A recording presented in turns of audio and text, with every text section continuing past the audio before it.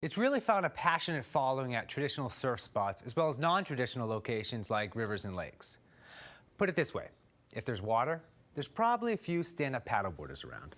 And beyond those benefits of strength and balance and just, being outside, one of the best parts of stand-up paddling is the fact that it's easy to learn.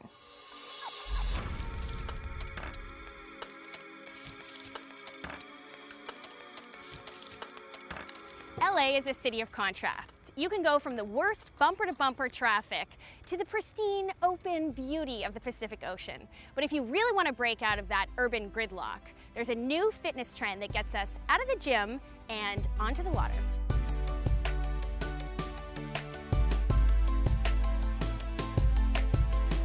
Hey, Jodie. Hi. This is Jodie Nelson, and not only is she a professional surfer, but she's also the owner of the SUP Spot. And today we've joined forces so she can teach me how to stand up paddleboard. That's right. My plan is to get you out on the water, keep you dry, run you through the fundamentals and proper technique, and yeah, hopefully get you hooked on the sport. I'm ready. All right, well, let's get you started. Boards are right over here. Cool. Okay, so the first thing really is this is the cant of the paddle. The angle goes like that. You want it away from you. And you should feel the top of the handle feels pretty good in your hand. The right way, that's the right way.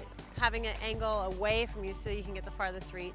Similar to like when you're riding clip-in pedals with a bike, how you're pulling up with one foot while you're pushing down with the other. It's kind of similar with your hands here. So as you're pushing forward and in with the top hand, you're pulling with the bottom hand. So these two are actually working against each other to create that pull. You're not just pulling with your arms, you're actually using them against each other to create that power stroke through the water. When you're ready, you can start on your knee or your feet, whichever you're most comfortable with. That's good. It's not called knee paddling, it's stand-up paddling. Oh, man, There you go. You can even get them wider than that if you feel comfortable doing so. There you go. Now remember. Oh my God. There you go. Okay, so remember those bent knees, shoulders back.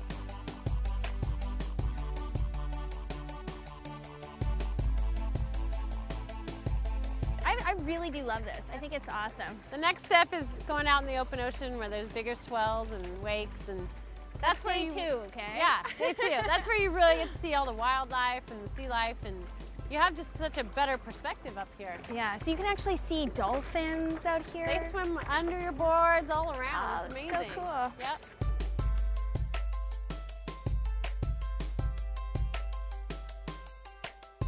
You can do this anywhere there's water.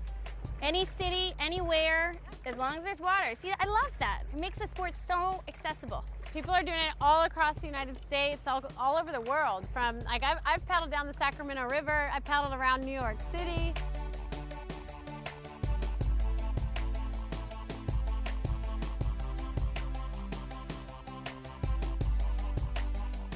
I mean, look at me. I am officially stand-up paddleboarding. We're doing it. We can do a paddle high five. Okay, paddle high five. Yeah. Woo! Nice. I'm really proud of you. Good I job. love it. Next time we're gonna get you out surfing on this thing. Deal. Another fun urban adventure with Julia. I mean, that looked pretty awesome. Such a nice day out on the water. Yeah. For me, surfing is really a challenge. It takes a long time to learn, but stand-up paddleboarding, I was up there in a second. I was out on the water. Right. And just a really, really fun day. And it looked like there's a lot of fitness benefits to stand-up paddleboarding. It's really strong for your core. It helps your posture. Great for your arms, thighs. Everything really. And you can do it on any form of water. I mean, even in New York City, they have a race around Manhattan on a stand-up paddleboard. We featured it on OutsideToday last season, so. Cool. Pretty much anywhere there's water, you can do it. Yeah. Nashville, Vail, they're doing it up in Canada. It's growing. And what's cool is the vantage point. Oh, yeah. It's very different than a kayak or a canoe because you can really see into the water. So for this particular segment, I was in Southern California, and you could see all these like really bright fish. It's a different point of view.